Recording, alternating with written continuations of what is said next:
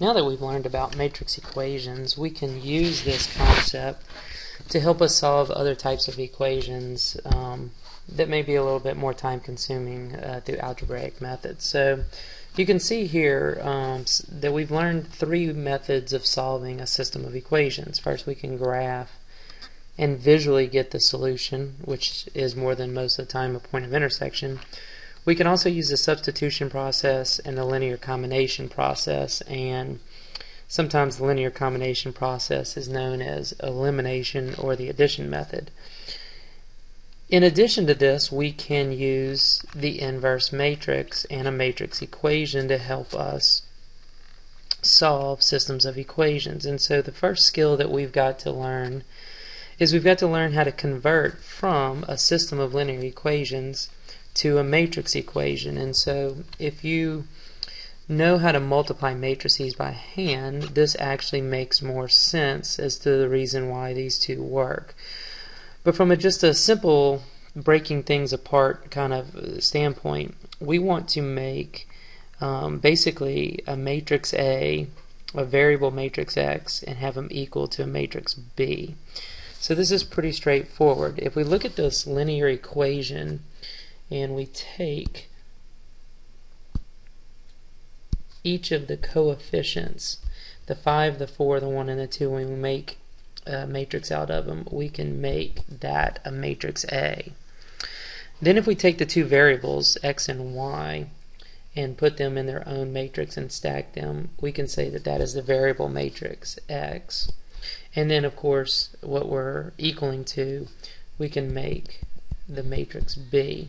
Now we learned in the previous video that this equation ends up equaling the inverse of matrix A times matrix B. And so once we've converted a system of linear equations to a matrix equation, then we have a method of actually solving the matrix equation already. And so that makes solving the system of equations much easier. So let's just take a look at this first example. Here, sample problem number 1, and all we ask you to do in part A and B is convert from a system of linear equations to a matrix equation, and then vice versa on part B. So go ahead and take a minute to do those two parts. For part A, we're going to convert this to a matrix equation by starting with the coefficient matrix. So I'm going to say negative 3 and 2, and then 4 and negative 1. That makes the coefficient matrix. Now I need the variable matrix, which is just simply the X and the Y stacked on top of each other. And it's going to equal to the constant matrix. And so there is our matrix equation. And then we could solve that based off of our previous lesson.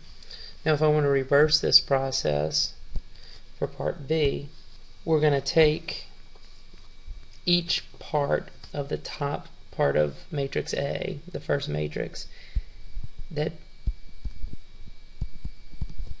what I'm going to do is I'm going to take each of these coefficients, and the first one is going to be matched up with the X, and the second one is going to be matched up with the Y. And that's actually how we multiply matrices. We multiply the first row by the first column, and so we're going to do 2 times the X and negative 1 times the Y.